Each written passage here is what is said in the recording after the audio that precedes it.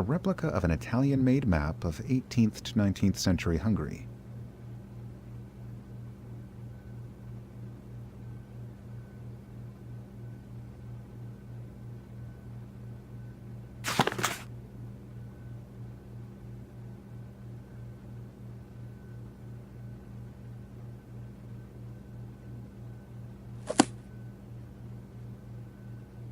Socrates. I wonder if his spirit is present in this room. At the edge of two worlds. Early last century replicas, probably after Babylonian patterns. Perhaps Ernu Braun is essentially living in the past after all. Ernu, I think something's wrong in this notebook. How come? What is it, Jonathan? It says that Bolage had taken books like Winnie the Pooh, Tales of Mother Goose, Peter and Wendy. These don't seem like archaeological works to me. Oh, that little rascal.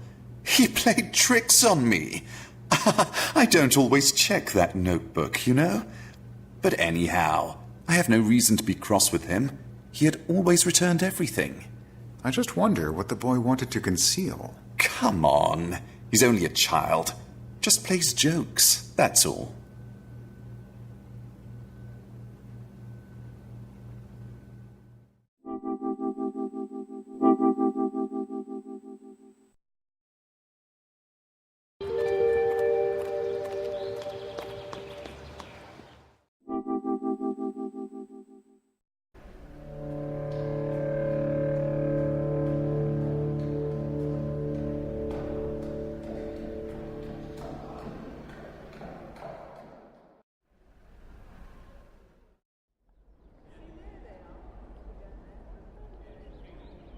We might have a choice, Mr. Nergesh. The boy may have come to the library for books on Istvan Hotvani or the Kobo meteorite. I don't remember. Or he asked a colleague of mine. But if he was just inquiring, it wouldn't be on the records anyway. I see. So we're not getting anywhere. You know what? Visit the museum on the ground floor. Piroshka might know. Actually, her husband Geza Palfi wrote a monograph about Hatvani. And the Kaba meteorite is also on display there. I will. Thanks for the information.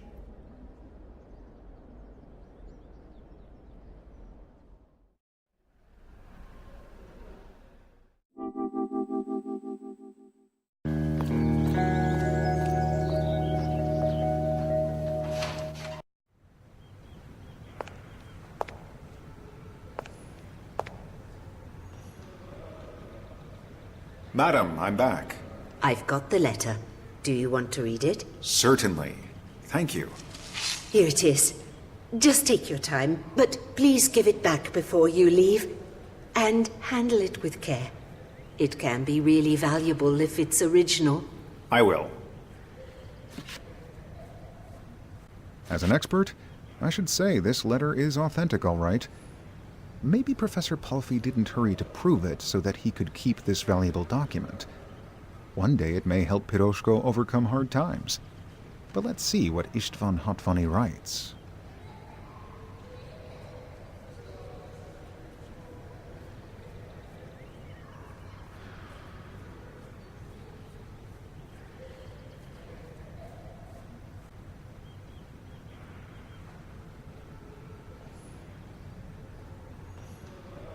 Thank you for letting me have a look at this letter, madam. You're welcome. You don't seem as excited as Bolash was. No. Although this document is most interesting and seems very important. Professor Hotvani says here that he'd left the stone in the custody of one of his schoolmates who served in the, small church. Do you know if this small church still exists? Certainly, it's still there downtown, with a unique bastion-like tower. You cannot miss it. But you're not thinking seriously of going there and asking for Hotvani's stone, are you? Why not? If the church is so old, maybe there's a trace of everything. Well, I admire your enthusiasm, Mr. Hunt.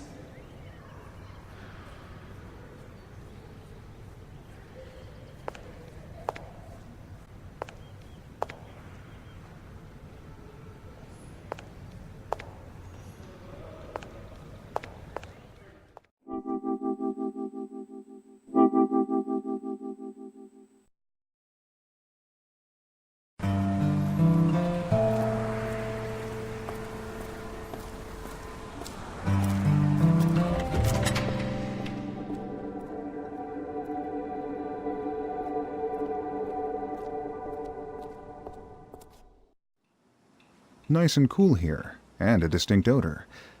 A breeze from the past. It's ticking.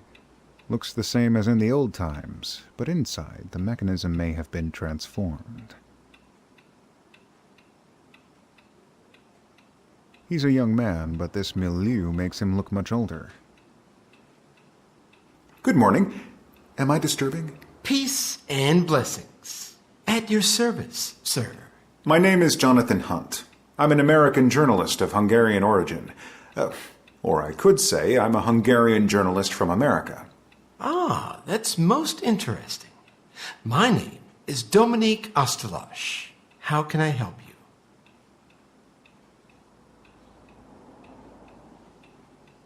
Do you happen to know a young man called Balazs Gal? He's 18 or 19, recently finished grammar school. I have to disappoint you. I don't remember a boy by this name. Reverend Ostalosh, I'd like to ask you about Professor István Hatvany. Ah, the Hungarian Faust. He lived in Debrecen, a polyhistor of his time. They say he had a pact with the devil. Is your article about him? No. In fact, it's a kind of investigation. I'd like to clarify a few fuzzy details of his life. I'm on the assumption that these yet unknown details may have an impact on certain things in our present. Is that so? How exciting. But how can I assist your research? There's a letter by Professor Hatvany. He writes that he had a meteorite which he bought in Utrecht. He left this meteorite with a former schoolmate for safekeeping. At that time, the man served in this church. And you want me to tell you who this schoolmate of his was? Unless you can show me the meteorite itself. That's what I call a vivid imagination, sir. Anyhow, I could consult the archives to see who Hatvany's contemporaries were. As for his schoolmates, the Reformed College ought to be able to help. Actually, I've been there already. Then I suggest that you return there and ask for the archives or the library. Then come back if you find out anything. In the meantime, I will check our records for possible matches. Excellent. Despite your doubts, I'm sure I will come up with something.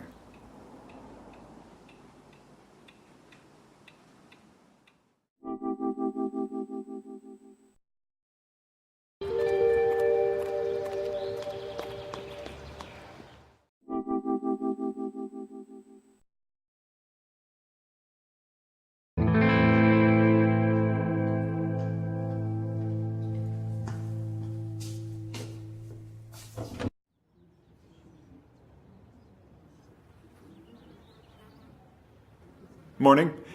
Could you check if there's any data about Professor Hatvany's schoolmates? Here? In the Reformed College of Debrecen? Yes. First half of the 18th century. Let me see.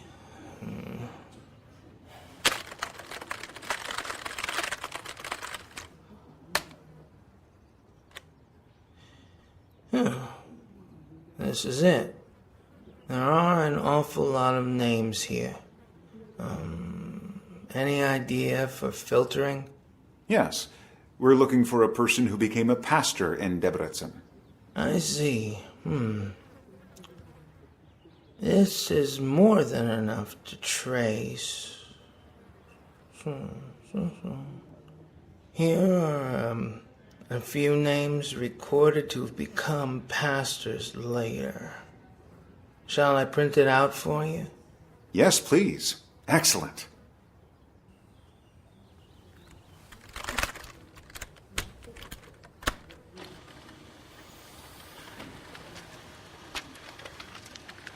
Here it is. Thanks. List of István Hatvany's schoolmates who later became clergymen.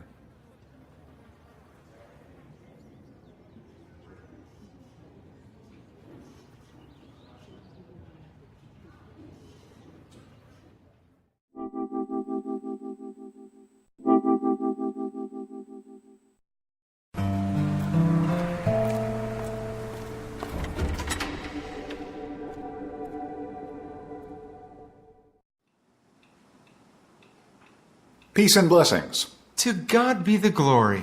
So you have returned. Yes, I've got some information. And here's a list of contemporaries from the second half of the 18th century. Thank you. Let me have a closer look. Just take your time. A list of clergymen serving in Debrecen in the era of István Hatvany.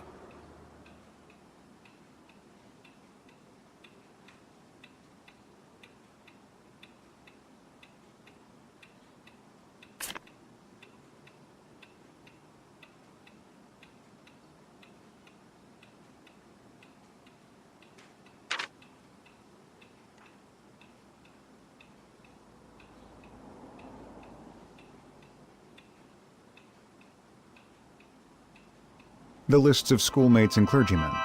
Now, who's the one who guarded Professor Hatvany's stone? Are you really going to tell me a name? I believe so.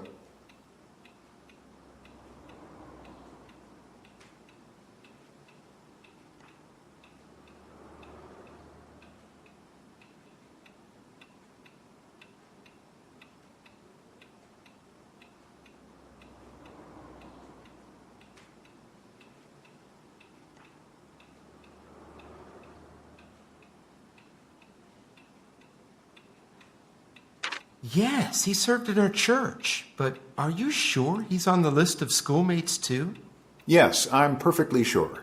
All right then, 1 second please.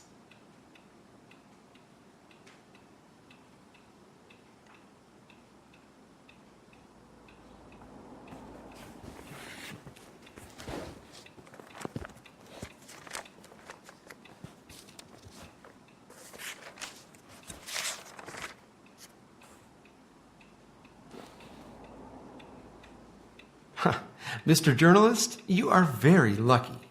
We've got the name, and what's more, there's an annotation too. Huh. Does it mention the stone? No, but now we know why not. It says that this pastor officiated the funeral of Professor Hatvany on the 16th of November in 1786, and the chest which he had kept for the professor was placed in the coffin. That stone might have been in that chest. Quite likely. So the meteorite was buried with the professor and with anything else that might have been in the chest.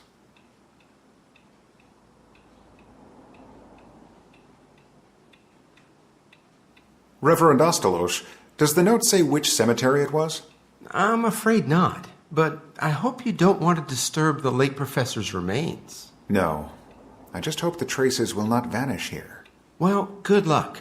Come back if we can be of any more help.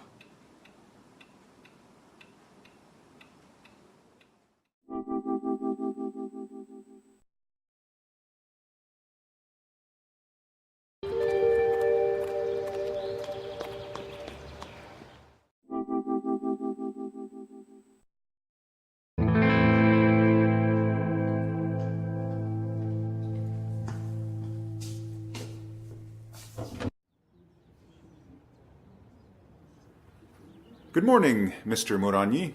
Good morning. How can I help you? Can you tell me where Professor Dr. István Hatvany was buried? The year is 1786.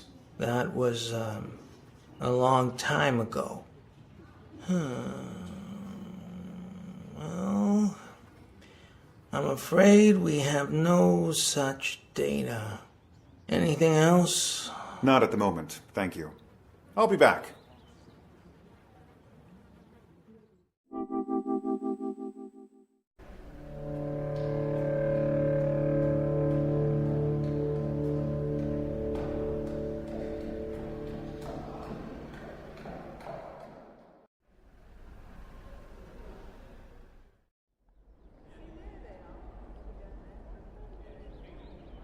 Do you have any information about Professor Hatvany's burial? His tombstone, you mean? Why? You know where it is? Of course. It's outside in the foyer. Have a look for yourself. Wow. How could I have missed it?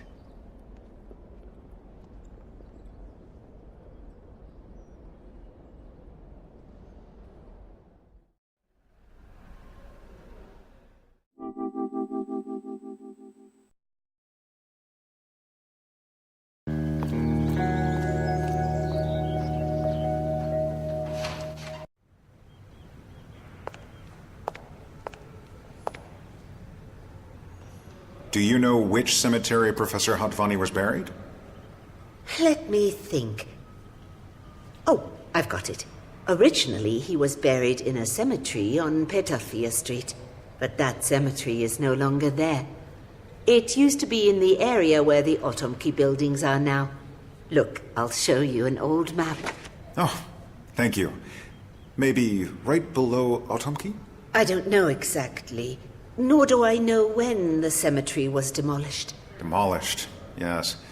Lots of relics might have vanished. Thanks for your help. Replica of an 18th century map from Piroshko.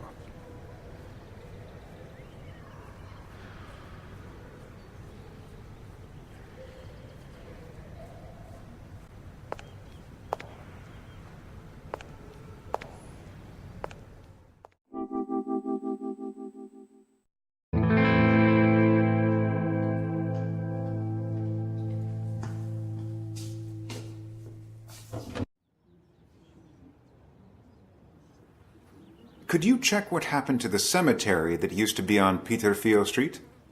Was there a cemetery?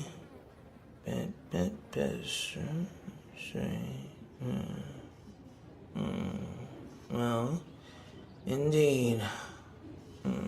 It was demolished in 1810. Any details? I'm afraid, sir, we don't have any more information on this cemetery. I see. Thank you.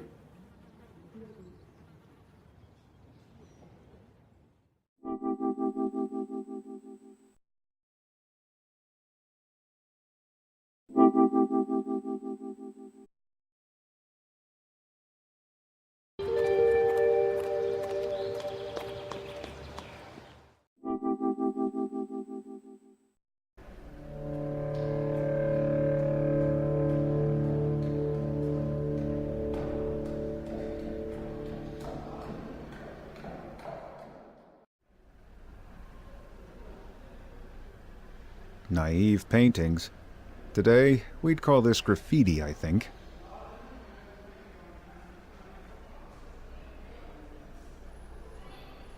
Professor Hatvani on a glass mosaic from 1938. Is this the one? What negligence! However, it doesn't seem to tell me anything new.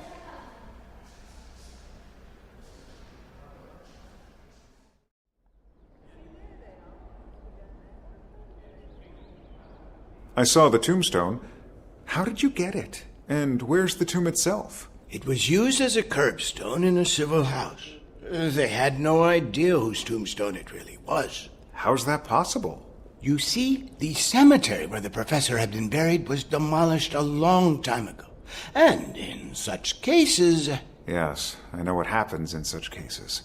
They throw the human remains into a mass grave, and everything of some value is carried away. So, a dead end.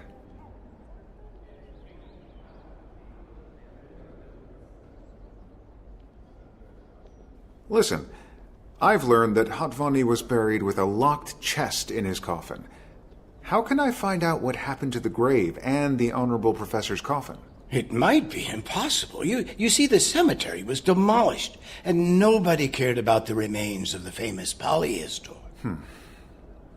Which cemetery was it? No, the museum or a church might have some records, but I promise you to check if there's any trace of the Hatvani heritage in our library.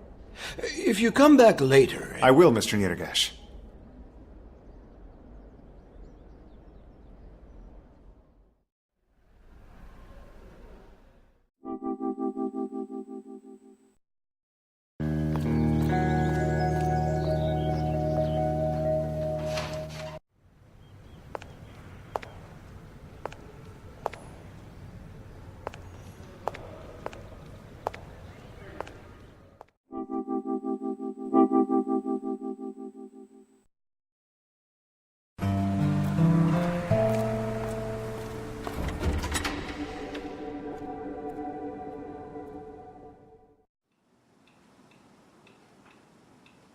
Peace and blessings. To God be the glory. How can I help you? I've learned that Professor Hotfunny was buried in the Peterfield Cemetery in 1786.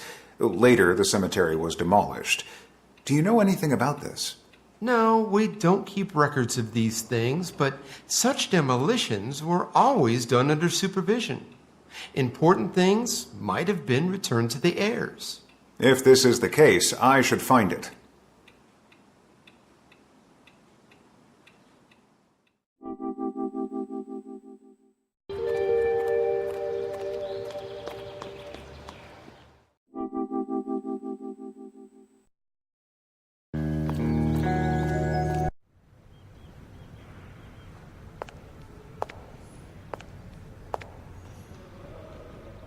Please forgive me for disturbing you with such a silly question, but do you know anything about a chest in Hotfunny's heritage, acquired by the college after 1810? This isn't a silly question at all, but I don't know the answer. If I were you, I'd ask the archives. Ah, thank you. I'll do that.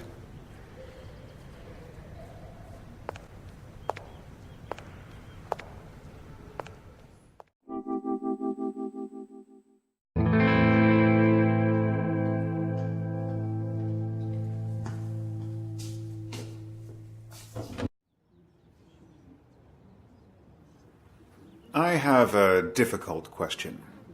Is there any document from 1810, around the time the cemetery was demolished, that might suggest that someone donated to the Reformed College an object which was found in a grave? What do you mean, exactly? Well, looking at the year 1810 and records about donations or acquisitions. I'll try.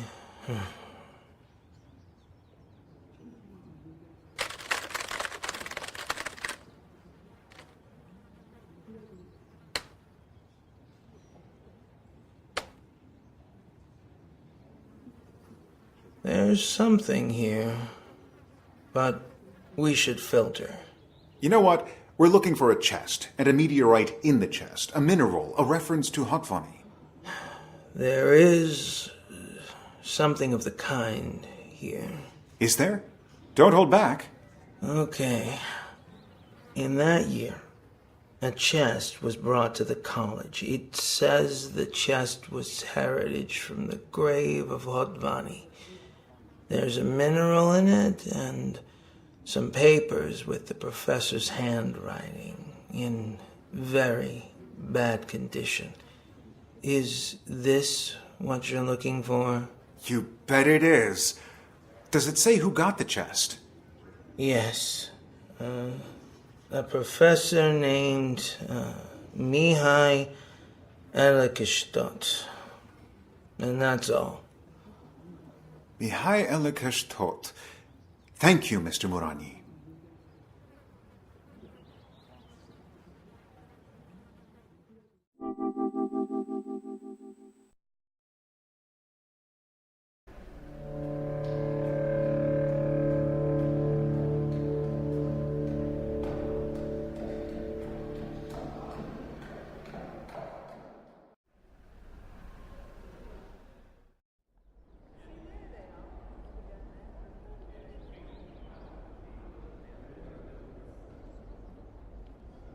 I'm back. Did you find anything on the Hotfunny heritage? Not too much. His manuscripts, autobiography, and memoirs went to his son-in-law, Joseph Miles. Parts of these were published in 1872 and 1894. The Hatvani family's documents were in the possession of Miklos Miles, who was a reformed evangelical clergyman. Maybe I should find out more about the Miles brothers. No, I don't think you should. It says here the heritage went astray decades ago. You have a point there. Thank you.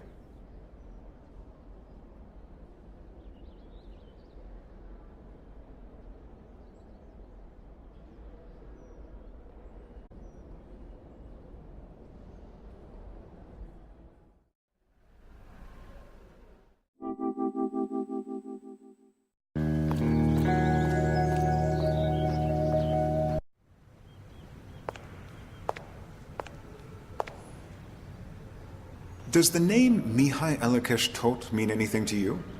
Yes, it does. Two things. First, Bolarge asked me about this man. Second, my husband had started a research about him years ago, but for some reason he didn't finish it. I told Bolarge we don't have the research material, but as far as I know, all the resources came from the college. I see. Do you happen to know why your husband was so interested in Elekesh Tot's life? No, and I don't remember why the research came to an end. So sorry. No problem. You've helped me a lot, madam.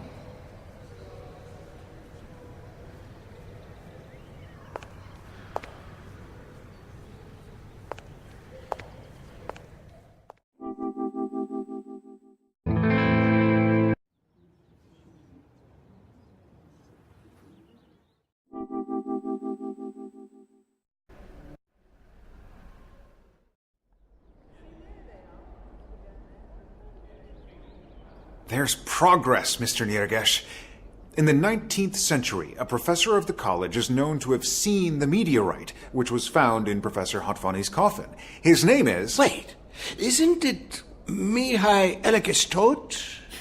He's the one, all right. How come I didn't think of him before? We've got a file with some documents about Elekestot. I showed it to someone just recently. It was a guy about 20, dark hair, and his name was Bolaz. What? But he wasn't Bolashka. He had some other name. I can't remember. Sounded like Dracula or some dragon. Drake? Wyvern? No. Anyway, I gave this guy that thin gray folder. I'm going to fetch it for you now.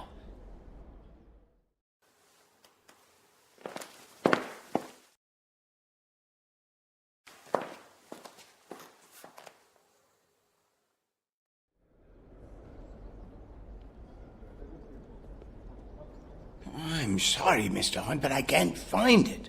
Although I firmly remember it was a few days ago. He may have taken it. No, because that document cannot be borrowed. It must be read here. It wasn't public because, for some reason, Gizo Palfi didn't finish the research. So it's incomplete. If I knew where I put it. Could you check once more? Shall we put it off until tomorrow? I'll check again first thing in the morning and call you. Tomorrow is fine. Sorry for pressing you. Hi, Vero. Hi. Where are you? I've looked all over for you. I'm on the track. I had to go to the Reformed College and to a church. You went to church? Yes. I still don't know too much, but I have a lead to follow. Your good brother's been after a meteorite which hit the Earth hundreds of years ago. Is he now? And what on earth does he want with that meteorite? No idea. But as I said, there's more to find out. Tomorrow is another day. Of course. But I'm so terribly upset. Oh, come on. I do what I can. And in any case, you can always rely on the helping hand of Mr. Leotsky and his connections. I trust you so much, Jonathan. We might know a lot more by tomorrow. I'll call you. Wait! Don't hang up just yet. Aren't you hungry? I mean, we could have dinner together. Excellent idea. Do you know a good restaurant? A restaurant? Of course. A cozy, romantic place. Just next door. Is it? All right, I'll pick you up in half an hour. I'm waiting for you. Bye.